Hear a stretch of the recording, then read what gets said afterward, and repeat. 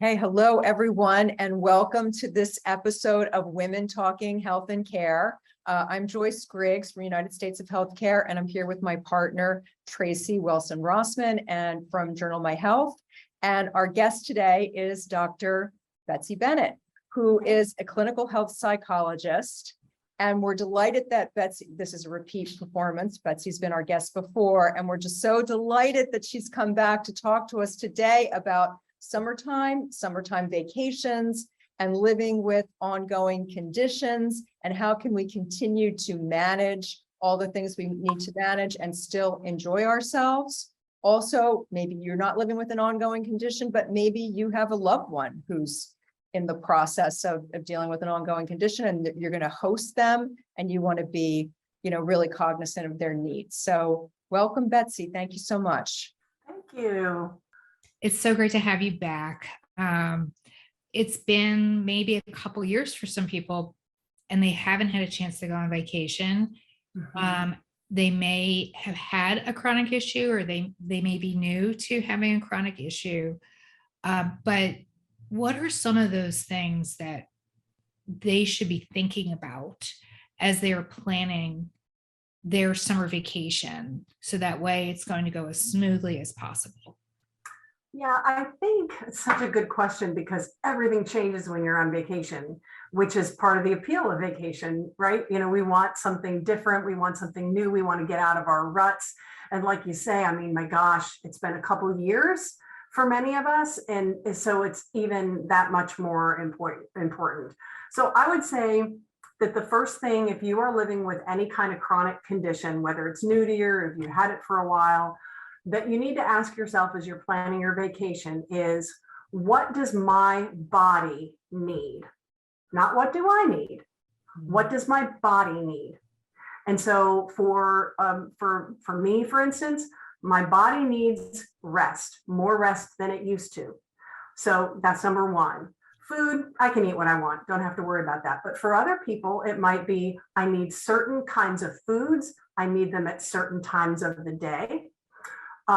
It might be, I need really good sleep. My body needs really good sleep, or I'm likely to get sick. So like you can kind of see when I'm going, or my joints need special care, those sorts of things. Once you kind of have that list, like, okay, here's my list. What can I do within those confines? What can I do and still meet my body's needs? Mm-hmm. So, I have a great example of that. I was supposed to visit a friend of mine who lives way out on the Pacific coast in this beautiful island location. We had all these adventures planned, and then I had a flare of my autoimmune illness, but I still wanted to go. So I talked to her about it, and I had that list. What does my body need? And the main thing it needed was rest. So we had a conversation about that. And I was like, I'm so sorry, I can't do, some of the hiking and things that we had talked about. And her answer, getting to your point, Joyce, of like, what can a host do, was so loving and so supportive. It was just, you know what? All I want is to physically be with you. I have not seen you. I want to be with you. And if that means that we are on the cozy couch sipping tea for a week straight, that is what we are doing. And that was a lot of what we did. And you know what? I felt very well on that vacation. And it was everything that I wanted. It turned out that I didn't miss the hikes as much as I thought that I would. We did some walking that I was capable of. But back to that list of like what my body needs, I gave my body what it needed. My friend loved me and gave me what my body needed. And we had a spectacularly good time. Mm-hmm. So I would say maybe it's two parts of advice, like make that list and be ready to surprise yourself with how refreshed and how wonderful you can feel if you realize that as long as I give my body what she needs, then I can still have a great time. Mm-hmm. Mm-hmm. It is just so wise. So wise. And also, when we tell the people we love what we need, they're more than happy to give it to us. They cannot read our minds. You mean they can't read our minds? Well, they can't. And I'm going to take that one step further in talking with my closest friends about, really getting into what I would call emotional intimacy, like what's it like to be my friend now that I'm not the healthy person I was 3 years ago? Often the answer has been, well, I don't want to make you feel like I think you're frail. Like this whole, you know what I mean? Like this whole kind of like, well, if you think that I think that you think, and so sometimes we can misinterpret our loved ones saying, well, let's do this and let's do this. They might very well have in the back of their mind, like, well, maybe this isn't so good for her, but they don't want you to think that they're treating you like an invalid. Yeah. Does that make sense? Yes. It's kind of like a comedy Mhm. where, you have all those people going in one door and out the other door. And, Yes. we're just, so what it really comes down to is communication. Mm-hmm. Your ability as the person with the issue to feel comfortable enough with the people that you're with to tell them what's going on, Mm-hmm. and hopefully they are going to respond. Yeah. So I guess the question I would ask is, what happens when they don't? Yeah, so that's such a great question. I think the number one thing that you have to realize when you have a chronic illness is that if someone responds to you in a way that doesn't feel good, that hurts you, it's not supportive or whatever, the first thing that you have to remember is that really it's not about you. It's about them. Because you know what? People don't like to die. People don't like to be sick. People don't like to die. And you know what else they don't like? They don't like to be reminded of the fact that one day they will be sick and they will die. No one likes that. As a culture, we avoid it. It's no fun there. So you could be the living embodiment of what they're afraid of. Mm-hmm. You absolutely are, particularly if you have been healthy and then you are no longer. So you have to kind of realize that, like, okay, if this person is being what feels like unfeeling towards me, it's really their issue. It's I am not bad because I am sick. There's nothing bad about me. My body needs what my body needs, and I don't have control over that. I'm not fighting it. I'm working with it. And if this person can't come along, yeah, it's going to hurt, but it's their issue. It is not you. Mm-hmm. And you can make another try at it, of course, but if someone, of course, is persistently unwilling to acknowledge what your limitations are, the other part that goes with being sick and even perhaps having a life-limiting illness is you realize, hey, you know what? We don't have forever on this world, on this earth. Maybe you want to spend the time that you have with people who have dealt with their own mess and can actually be present with you. Right. Mm-hmm. I know that sounds kind of harsh, but I don't mean it to, but it's, and you can't, it's not helpful in the long run to be hitting your head against a wall. Mm-hmm. Yeah. All great points and important, and it's deep, and it is difficult. I want to turn the conversation a little bit. There also are some logistical concerns, right? When you're traveling and you have a condition, and many of us on multiple medications and supplements. Just in terms of that, any thoughts on the logistics of traveling with a number of medicines? So this is going to seem like a drag to some people, and you don't have to do this, but I'm going to put it out there as one way to cope with it, is that if you can design a vacation where you have a home base where you are most every night and you're going to see things from that home base, if that appeals to you as a vacation, it can be a great solution, because at a very minimum, you're waking up in the same place and going to bed at the same time or same place at any rate every night. And so your morning and evening meds or supplements or whatever are taken care of. The only thing you have to do is set it up in your new bathroom or set it up in your new bedside, however it is that you do it, and then figure out your midday dose if you have a midday dose. But it can be extremely helpful to just be in one spot and be doing your day excursions. Now, if that's not what you like to do, if you really want, we're going to this city and this city and this city, then the alternative is every time you check into that hotel or Airbnb or whatever, the first thing you do is you set up kind of like your medication station. Here it is. And it can also help then to supplement that with like a ding on your phone reminder, so that you are getting that extra push to make sure that you take your morning, midday, and end of day medications. But if you make that a priority, like before I even snap the picture of my cute hotel room to send to my friends, that you get those meds out, that's your priority then. Those are great. Those are great tips. I mean, a couple of things that I would add too is that when you're flying, I mean, it's obvious, but just to say it, the meds always go in the carry-on. Yes. The meds, Yes. never check the meds. Oh, absolutely. Absolutely. And also, you know, if you're with a chain, it's easy to get a script transferred to whatever, you know, if you use one of the chains to get it transferred wherever you are, if you needed to get a script. And if you have an independent pharmacy,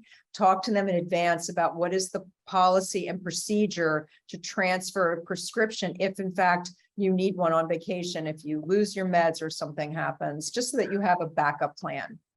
Yeah, and I'm going to add one more tip to that on the carry-on. Be very careful about which carry-on. You know how you get your carry-on in one personal item? Yeah. Always keep the meds in the personal item. There was a woman in front of me recently where, you know how you're on these like little hopper planes to a bigger airport, and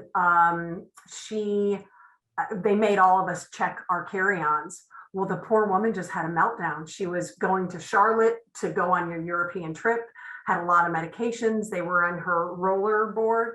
She was beside herself. And so they're waiting to you know, pack the plane, and they're giving her these little bags to get her medicines out of her roll. I mean, it was a mess. And I thought, oh my gosh, you're exactly right. Like in the purse or in the backpack, not in the carry-on. Right. That could exactly on a smaller plane have to then be checked, gate checked. Exactly. Yeah. Exactly. Okay. Those are great. Those are great points. Yeah. So we've taken our meds and now it's time to eat. Of course, eating is really important on vacation. Yes. But some of us are on, hopefully not strict, but some of us are on strict dietary plans or have interesting dietary needs. How do we manage this while we're away? And then especially if you have to eat at certain times of the day, and also you may be in a place where you want to try something or go a little bit astray. Right. How do we manage that? Yeah, so a couple different questions I think are in that, you know, or maybe I should say a couple different types of situations. So if you really are on a diet, or you have dietary guidelines or whatever that are absolutely essential to your day-to-day health. So for instance, certain foods might trigger an autoimmune flare, or you have very, you know, dicey diabetes that isn't very well controlled. You really have absolutely no choice. You have to absolutely eat what your body needs when your body needs it. So in those, I'm going to call them life or death, but it could mean the life or death of your vacation, because if you get a flare or you have a diabetic crisis while you're traveling, yeah, you know, that was just the death of your vacation. So you need to make sure that you have exactly the kind of pre-packaged foods that you need on your person at all times. Like absolutely no messing around with that. It has to be on you, literally and figuratively. You have to take care of it. You have to make sure that you have it. And again, back to that plane example I just gave, They were going to check this woman's rollerboard all the way to Europe. So she wasn't going to have it on her long haul flight either. Everything she needed had to be in her purse, or if she'd had a backpack. Right. So if you're one of those people, it's got to be with you. And that's the end of the story. Now, if you are in a different situation where maybe your body doesn't hate it when you have certain foods, it's not the best thing for you. I think that becomes more of a values decision, where you have to say to yourself, okay, maybe this is true or maybe it isn't, but I have not been on a vacation in 2 years. If I want burgers and a fry, fries and a burger, Just one fry. Then I ought to be able to have, I'm willing to have that, even if I know that I might feel subpar the next day.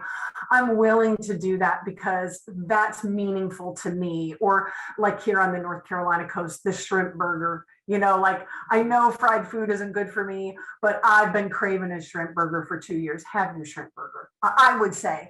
But that's your value judgment. If you're going to feel bad about it later and your inner critic is going to be all over you, well, you have a choice then. Am I going to sort of hush the inner critic and do what I would like to do? Or am I going to say, oh, it's not, I know myself, I'll beat myself up, it's not worth it. And either of those decisions is completely fine. You just want to be in the driver's seat. And what about on just keeping on that theme a little bit, especially on, food and schedules and stuff. What about if you're hosting someone? What about for any of us who might be hosting someone that we know who's living with special needs around diet, food, medicines, exercise? We haven't talked about that. How can we be a good host, but not be intrusive? Well, I think of this and it's like one of the kindest things that my friends have done for me through the years, not even having to do with dietary restrictions, but just because they're kind. I'm getting ready to visit them. I can always know for sure that at some point, a few days before, I'm going to get the email, the text, whatever, that says, I'm going to the store. What do you like for breakfast? And I have certain friends who are just so meticulous. I love them to death. No, well, what brand of yogurt? And that is the kind of gesture that makes your loved ones feel so loved. You send me the grocery list and I'm going to have it in the fridge for you. And then also what time do you like to eat? Do you like your coffee ready in the morning for you? What kind do you like? Those sorts of things. It's such a mutually beneficial thing because as the guest, you feel so loved. And as the host, you have this opportunity to show this person you love just how much you love them. It's great. So the flip side of that is, what are you as the guest telling your host? How much information should you be sharing with them? Well, I think that probably depends on your relationship with them. So, I've given these lovely examples where I'm able to talk with the person and they put me first, and it's just oh my gosh, what a blessing. But we know it's not always like that. It could be your partner's best friend or something who you don't know that well or whatever. And maybe you don't feel like bearing all of your medical information to that person. So, in that case, again, I would say that ends up being sort of a values decision on your part. How much do you want to share with this person? And if it's minimal, then that's fine. But then it's going to be on you to make sure that you bring the stuff that you need and that you have a really good ready-made phrase to explain to the person why you're bringing your own, lactose-free milk or whatever. And you might, if you're going to have a few refrigerated things, you might want to reach out to that person in advance and say, hey, listen, I hope this isn't an inconvenience, but I have some food sensitivities. and I'm going to bring a couple of things that need to be refrigerated, probably a quart of milk and this and that. Give the person an idea of how much. Is it okay? Can I borrow a little real estate in your fridge? And get that kind of okayed in advance. That's a good. Well, and also too, then if that person has prepared food that you can't eat, you've already set the stage that like, hey, listen, it looks delicious, but my body can't handle it. I'm so sorry. Trust me, I wish I could have it. I just can't. And then, no hard feelings. It's not about what the person prepared. It's just that you can't do it. Yeah. So good. So good. So changing the conversation a little bit, one of the things that, anybody who's immunocompromised or has other serious health issues, COVID safety is a big, weight on people's minds, who either have a loved one or are the person, living with that. Can we talk a little bit about what it is that one would need to do in order to keep yourself as safe as possible as we travel and open our lives, given the realities of COVID-19? Yeah, I mean, and this is going to be like stating the obvious, but maybe it's not maybe it's not to everybody, is to talk to your doctor about what they want you to do. Masking, for instance. Where do I need to be masked? Do I need to be masked all the time? What kind of mask? All that kind. It's an airborne illness. You got to talk about that. And so once you kind of have your marching orders from your doctor, then and that might even include, if you're going a long ways away, your doctor might even want to send you with a script for a medication or something. You want to make sure that, have you had all the boosters you're supposed to have, all that kind of stuff. And your doctor will tell you that kind of thing. And then once you know what that is, I would say you can be pretty certain that whatever it is that you're doing is more than the people around you who don't have to worry about it are doing. So, you kind of have to be, it becomes, it starts out as a very kind of logistical game. Like, I need to do this. Don't forget to do that. I need to, okay, all very cut and dry. But then what you find when you're in the situation, it quickly becomes more of an emotional thing, because you will see this wide variety in the way that people react to you, even people who know your health history. So some people will be like, oh my God, do you want me to put on a mask too? And then you can answer them with whatever your doctor has told you. There'll be other people who'll be like, oh, you're still wearing a mask? And then, and that's where the emotion comes in, because you might feel like, I can't believe I have to explain to this person, like he knows. Why is he asking me that? And that's when it's important to have a pre-talk with yourself, because those things are gonna happen, to remind yourself that no matter if the person knows the facts of your health history, they probably do not understand the nuts and bolts of what damage that virus could do to you. They might be very kind of naively thinking that like, oh, well, maybe you'll be a little sicker than the average, but like you're vaccinated, you'll get over it. Like, they don't understand. And so you kind of have to understand that like your perspective is different from theirs. You're living in this body every day. That person is not. Plus, there's the added thing of like, everybody's so tired of it.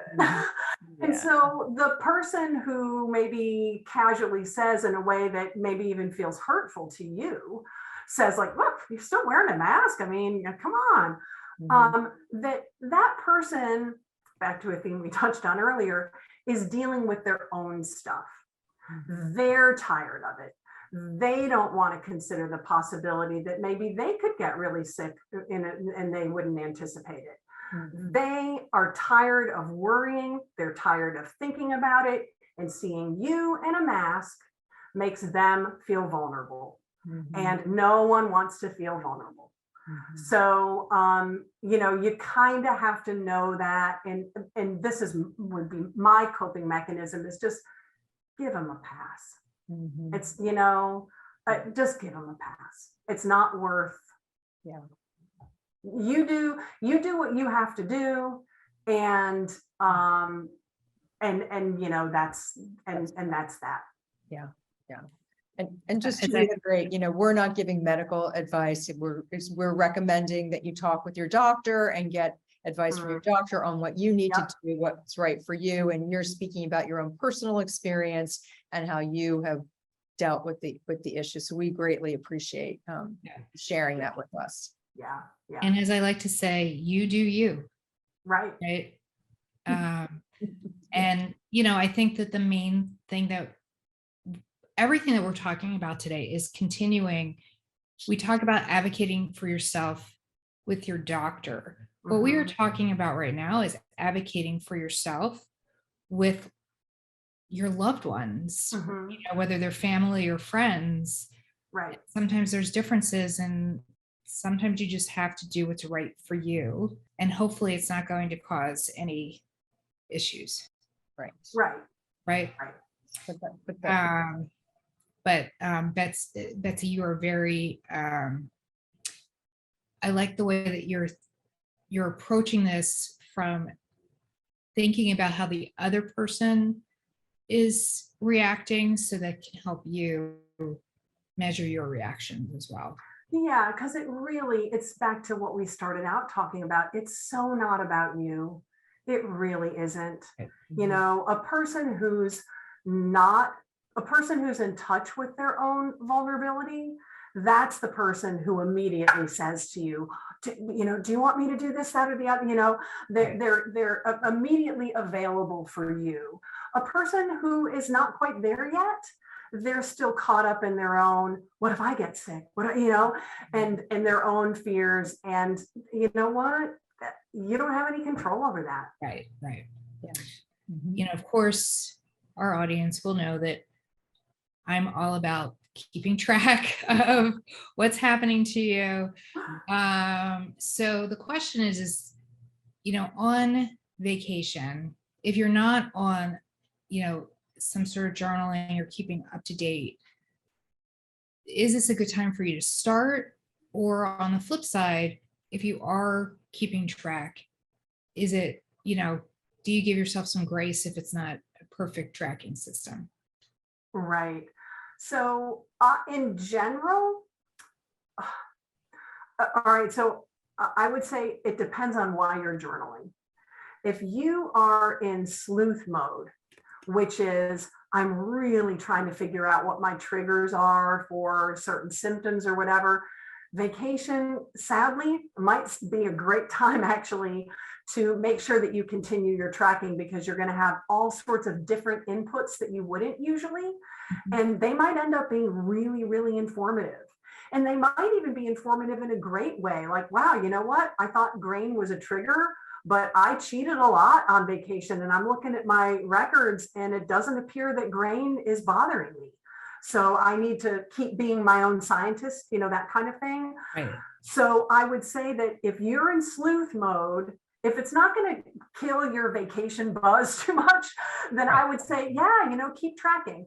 If on the other hand, you are a consistent tracker because you want your doctor to know and you want to know, like, how am I doing, for instance? How long is it taking for me to, say, recover from my last autoimmune flare?